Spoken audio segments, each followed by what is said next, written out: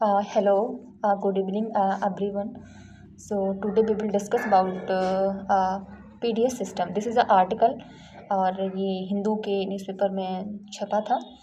तो मुझे ये वैसे PDS मतलब पब्लिक डिस्ट्रीब्यूशन सिस्टम, जहाँ से कम दामों पर अनाज जो गरीबों को दिया जाता है, सभी जानते हैं इसको, मिलता है यहाँ पर। तो ये क्या है, मतलब इस पे आर्टिकल था बहुत इम्पोर्टेंट। मैंने इसको इसलिए लिया है क्योंकि अगर इन केस गवर्नमेंट इसको लेके आ गई, इसमें मतलब बदलाव किए जो आर्टिकल में बताए गए थे, तो जैसे अगर आपको याद है CAA पर और ये MSP पर रिवोट्स हुए थे, क्योंकि लोगों में लैक ऑफ नॉलेज है, वो समझ नहीं रहे होते हैं कि मतलब किस पर्पस से लाया गया है।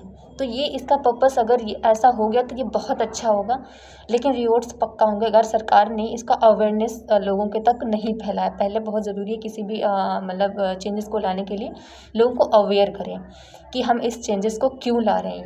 ये गवर्नमेंट की कहीं ना कहीं खामियां हैं, या अवेयरनेस करना बहुत ज़रूरी होता है।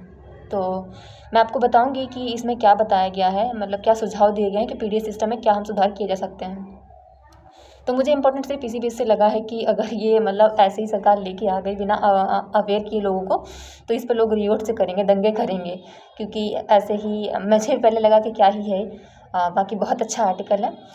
अच्छा, मेरा सेकेंड बात ये है कि मेरा एक क्वेश्चन है आपसे, हालांकि आर्टिकल से रिलेटेड है। आपने 2 पर्सन्स को लिया है, 2 पर्सन लिए हैं, ठीक। उनमें से आपने एक को क्या किया है, 1 लाख रुपीज़ दे दीजिए, 1 लाख रुपीज़ दे दीजिए, ठीक है। और दूसरे पर्सन को आप रोज़गार दे दीजिए। तो बताइए, इन दोनों में इन फ्यूचर प्रोग्रेस कौन करेगा, 1 लाख वाला या फिर रोज़गार वाला? आप सीधे जवाब देंगे कि रोज़गार वाला ही करेगा, ठीक है। तो PDS सिस्टम में यही बताया गया है कि सरकार जो है ना, ये दुनिया की सबसे बड़ी स्कीम है PDS। सरकार जो है ना अपने लोगों को लगभग ये 60 to 65% लोग हैं जिनको PDS के थ्रू अनाज दे रही है, बहुत ही चीप प्राइसेस पर, लगभग मतलब 5-6 रुपीज़ किलो होता है, ठीक है। तो ये बहुत बड़ा मतलब नंबर ऑफ पीपल है जिसको अनाज सरकार दे रही है। क्या एक्चुअल में इतने लोग गरीब हैं? हालांकि ये वर्ल्ड का मतलब उसका डाटा भी आया है कि आपके 28% लोग जो हैं गरीबी में जी रहे हैं, लेकिन हालांकि इस पर कंसर्न है कि ये डाटा गलत है। मतलब 194 हंगर इंडेक्स में 194 टोटल कंट्री में हमारी रैंक 137 आई है।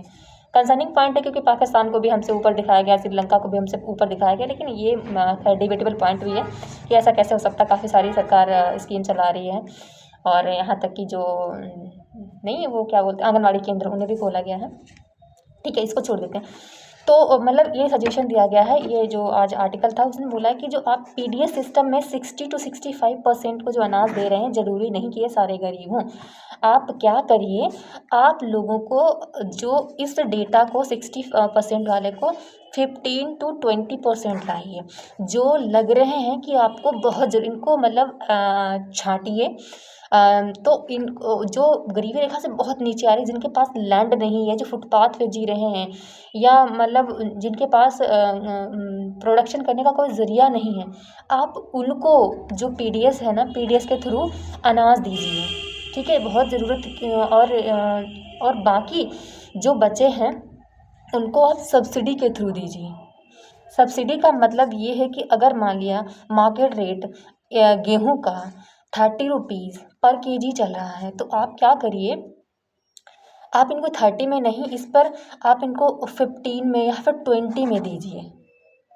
5-6 रुपीज़ में नहीं, जो कि जो बहुत गरीब हैं उनको आप 5-6 रुपीज़ किलो ही मतलब दीजिए अनाज।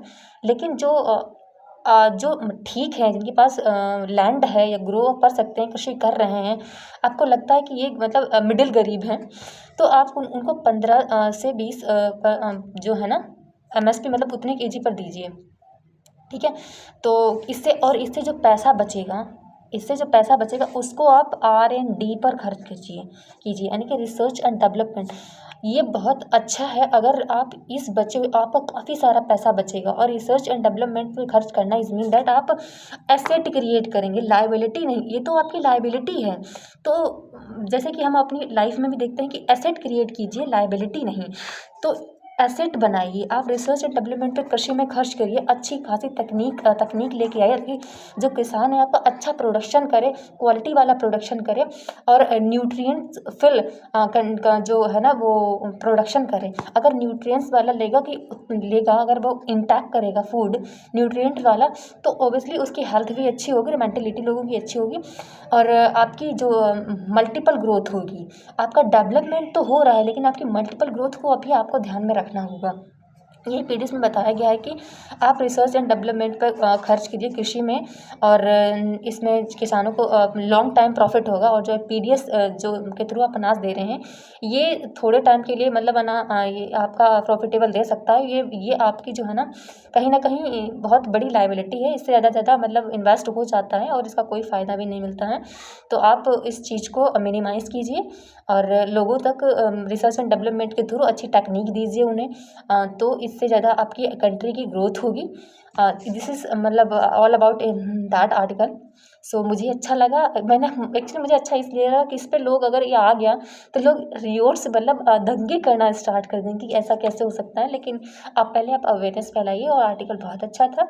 इस पे एम्फोसिस करने की ज़रूरत है, बाकी देखते हैं क्या होता है। Thank you.